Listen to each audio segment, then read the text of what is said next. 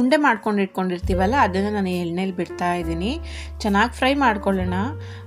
ಉಂಡೆನ ಏನು ಎಣ್ಣೆಲಿ ಬಿಡ್ತಾ ಇದ್ದೀನಲ್ಲ, ಈರುಳ್ಳಿ ಘಮ ಘಮ ಅಂತ ಬರ್ತಾ ಇದೆ, ಅದ್ರ ಘಮನೇ ಬೇರೆ ಕಣ್ರಿ.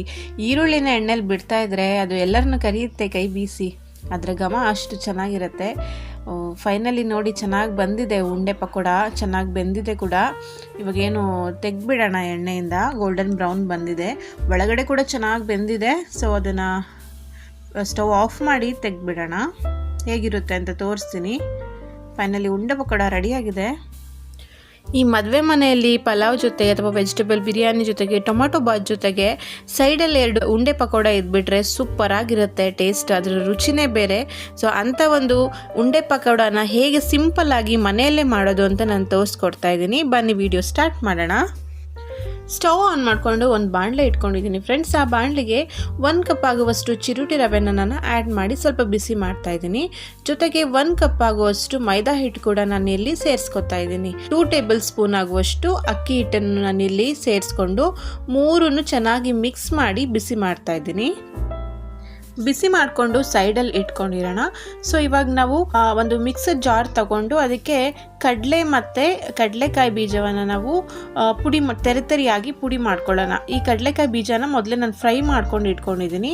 ಸೊ ಅದನ್ನು ಕಡಲೆಕಾಯಿ ಬೀಜನ ತೆರೆತರಿಯಾಗಿ ಪುಡಿ ಮಾಡ್ಕೊಳ್ಳೋಣ. ಇವಾಗ ಒಂದು ಖಾಲಿ ಬೌಲ್ ತಗೊಳ್ಳಿ. ಖಾಲಿ ಬೌಲ್ಗೆ ನಾನು ಇವಾಗ ಏನು ಬಿಸಿ ಮಾಡ್ಕೊಂಡು ಇಟ್ಕೊಂಡಿರ್ತೀವಲ್ಲ ಈ ಹಿಟ್ಟನ್ನು ಮತ್ತು ಮೈದಾ ಹಿಟ್ಟು, ಚಿರುಟಿ ರವೆ, ಅಕ್ಕಿ ಹಿಟ್ಟು ಮಿಕ್ಸ್ ಮಾಡಿರ್ತೀವಲ್ಲ, ಸೊ ಅದನ್ನು ನಾನು ಆ ಬೌಲ್ಗೆ ಆ್ಯಡ್ ಮಾಡ್ತಾ ಇದ್ದೀನಿ. ಸೊ ಮತ್ತು ತೆರೆತರಿಯಾಗಿ ಏನು ನಾವು ಪುಡಿ ಮಾಡ್ಕೊಂಡು ಇಟ್ಕೊಂಡಿರ್ತೀವಲ್ವ ಆ ಕಡಲೆಕಾಯಿ ಬೀಜದ ಮತ್ತು ಕಡಲೆಕಾಯಿ ಪೌಡರನ್ನು ಕೂಡ ನಾನು ಆ್ಯಡ್ ಮಾಡ್ತಾ ಇದ್ದೀನಿ. 2 ಟೇಬಲ್ ಸ್ಪೂನ್ ಆಗುವಷ್ಟು ಬಿಳಿ ಎಳ್ಳನ್ನು ಕೂಡ ನಾನು ಇಲ್ಲಿ ಫ್ರೈ ಮಾಡಿಕೊಂಡು ಅದನ್ನು ಕೂಡ ಆ್ಯಡ್ ಮಾಡಿದ್ದೀನಿ.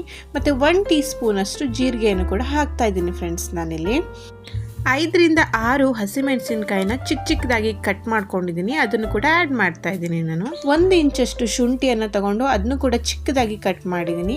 ಒಂದು 2 ಗರಿ ಆಗುವಷ್ಟು ಕರಿಬೇವನ್ನು ಕೂಡ ನಾನಿಲ್ಲಿ ಆ್ಯಡ್ ಮಾಡಿದ್ದೀನಿ. ಒಂದು ದೊಡ್ಡ ಸೈಜ್ದು 2 ಈರುಳ್ಳಿ ಕೂಡ ನಾನು ಕಟ್ ಮಾಡಿ ಇಲ್ಲಿ ಸೇರಿಸ್ಕೊತಾ ಇದ್ದೀನಿ. ಮತ್ತು 1 ಟೀ ಸ್ಪೂನಷ್ಟು ಅಡುಗೆ ಸೋಡಾನ ಆ್ಯಡ್ ಮಾಡ್ತಾ ಇದ್ದೀನಿ. ರುಚಿಗೆ ತಕ್ಕಷ್ಟು ಉಪ್ಪನ್ನು ಕೂಡ ಸೇರಿಸ್ಕೊಳ್ಳೋಣ ಫ್ರೆಂಡ್ಸ್. ಸ್ವಲ್ಪ ಕೊತ್ತಂಬರಿ ಸೊಪ್ಪನ್ನು ಚಿಕ್ಕದಾಗಿ ಕಟ್ ಮಾಡಿ ಆ್ಯಡ್ ಮಾಡಿದ್ದೀನಿ. ಸೊ ಇವಾಗ ಒಂದು ಬಾಣಲಿನ ಇಟ್ಬಿಟ್ಟು ಬಾಣಲಿ ಬಿಸಿ ಆದಮೇಲೆ 1 ಟೇಬಲ್ ಸ್ಪೂನ್ ಆಗುವಷ್ಟು ತುಪ್ಪವನ್ನು ಹಾಕ್ಕೊಂಡು ತುಪ್ಪ ಸ್ವಲ್ಪ ಬಿಸಿ ಆದ ತಕ್ಷಣವೇ ಆ ತುಪ್ಪವನ್ನು ಈ ಏನು ಮಿಕ್ಸ್ ಮಾಡ್ತಾ ಇರ್ತೀವಲ್ಲ ಹಿಟ್ಟು ಅದಕ್ಕೆ ನಾನು ಆ್ಯಡ್ ಮಾಡ್ಕೊತಾ ಇದ್ದೀನಿ. ಎಲ್ಲವನ್ನು ಹಾಕಿದ ನಂತರ ನೀರನ್ನು ಹಾಕಬೇಡಿ, ಯಾವುದೇ ಕಾರಣಕ್ಕೂ ನೀರನ್ನು ಸದ್ಯಕ್ಕೆ ಯೂಸ್ ಮಾಡ್ದೇ ಏನು ಈ ಮಿಶ್ರಣವನ್ನೆಲ್ಲ ಚೆನ್ನಾಗಿ ಕಿವುಚು ಅದನ್ನು ಮಿಕ್ಸ್ ಮಾಡ್ಕೊಳ್ಳೋಣ. ಮಿಕ್ಸ್ ಮಾಡುವಾಗ ಅದು ಹದ ನೋಡ್ಕೊಳ್ಬೇಕು. ಬೇಕಿದ್ರೆ ಒಂದು ಅರ್ಧ ಕಪ್ಪಷ್ಟು ನೀರನ್ನು ಹಾಕ್ಕೊಳ್ಳಿ.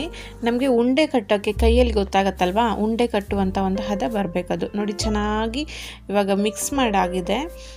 ಇವಾಗ ಏನಿದ್ರು ನಾವು ಉಂಡೆಯನ್ನು ಕಟ್ಟಿ ಇಟ್ಕೋಬೇಕು.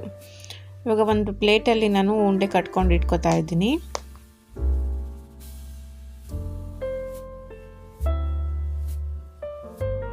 ಒಂದು ಬಾಣಲಿ ಇಟ್ಕೊಂಡು ಸ್ಟವ್ ಮೇಲೆ ಒಂದು ಬಾಣಲಿ ಇಟ್ಕೊಂಡು ಎಣ್ಣೆ ಹಾಕ್ಕೊಳ್ಳೋಣ. ಎಣ್ಣೆ ಬಿಸಿ ಆದ ತಕ್ಷಣವೇ ಅದಕ್ಕೆ ಒಂದೊಂದೇ ಏನು ಉಂಡೆ ಮಾಡ್ಕೊಂಡು ಇಟ್ಕೊಂಡಿರ್ತೀವಲ್ಲ ಆ ಉಂಡೆಗಳನ್ನು ಎಣ್ಣೆಗೆ ಬಿಡೋಣ. ಒಂದೊಂದೇ ಉಂಡೆಗಳನ್ನು ನಾನು ಎಣ್ಣೆಗೆ ಹಾಕ್ತಾ ಇದ್ದೀನಿ. ಅದು ಫ್ರೈ ಆಗುವಾಗ ಒಂದೊಳ್ಳೆ ಸುವಾಸನೆ ಬರ್ತಾ ಇರುತ್ತೆ. ಈರುಳ್ಳಿ ಫ್ಲೇವರೇ ಅದೊಂಥರ ಎಣ್ಣೆಯಲ್ಲಿ ಬೇಯುವಾಗ ಚೆನ್ನಾಗಿ ಬರ್ತಾ ಇರುತ್ತೆ. ಫ್ಲೇವರ್ ತುಂಬ ಚೆನ್ನಾಗಿರುತ್ತೆ ತಿನ್ನೋಕ್ಕೂ ಕೂಡ. ಸೊ ನಾನು ಇವಾಗೆಲ್ಲ ಎಣ್ಣೆಯಲ್ಲಿ ಬಿಡ್ತಾ ಇದ್ದೀನಿ. ಚೆನ್ನಾಗಿ ಫ್ರೈ ಮಾಡ್ಕೊಳ್ಳೋಣ. ಒಂದು ಗೋಲ್ಡನ್ ಬ್ರೌನ್ ಬಂದ ತಕ್ಷಣವೇ ಎಲ್ಲ ಉಂಡೆಗಳನ್ನು ನಾವು ಎಣ್ಣೆಯಿಂದ ತೆಗೆದುಬಿಡೋಣ. ಓಕೆನಾ. ಚೆನ್ನಾಗಿ ಬೇಯ್ತಾ ಇದೆ, ಬೇಯಲಿ. ಒಂದು 10 ಮಿನಿಟ್ಸ್ ಮೀಡಿಯಮ್ ಫ್ಲೇಮಲ್ಲಿ ಬೇಯಲಿ.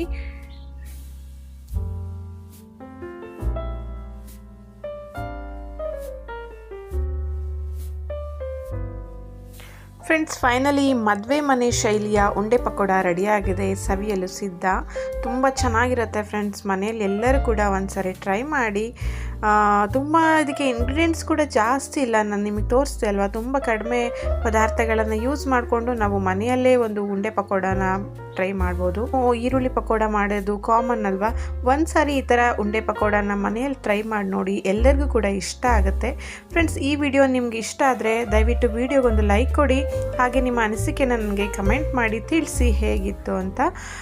ಯಾರೆಲ್ಲ ಇನ್ನು ಚಾನಲ್ನ ಸಬ್ಸ್ಕ್ರೈಬ್ ಮಾಡ್ಕೊಂಡಿಲ್ವೋ ದಯವಿಟ್ಟು ಜ್ಯೋತಿ ಕ್ರಿಯೇಷನ್ ಯೂಟ್ಯೂಬ್ ಚಾನಲ್ನ ಸಬ್ಸ್ಕ್ರೈಬ್ ಮಾಡಿಕೊಂಡು ಸಪೋರ್ಟ್ ಮಾಡಿ ಎಲ್ಲರೂ ಕೂಡ. ಹಾಗೆ ಆದಷ್ಟು ಈ ವಿಡಿಯೋನ ನಿಮ್ಮ ಫ್ಯಾಮಿಲಿ ಫ್ರೆಂಡ್ಸ್ ಗ್ರೂಪ್ ಜೊತೆಗೆ ಶೇರ್ ಮಾಡಿ ಸಪೋರ್ಟ್ ಮಾಡಿ. ಮತ್ತು ಇನ್ನೊಂದು ವಿಡಿಯೋದೊಂದಿಗೆ ನಾನು ನಿಮ್ಮನ್ನು ಭೇಟಿ ಆಗ್ತೀನಿ. Thank you so much for watching. Take care. Bye.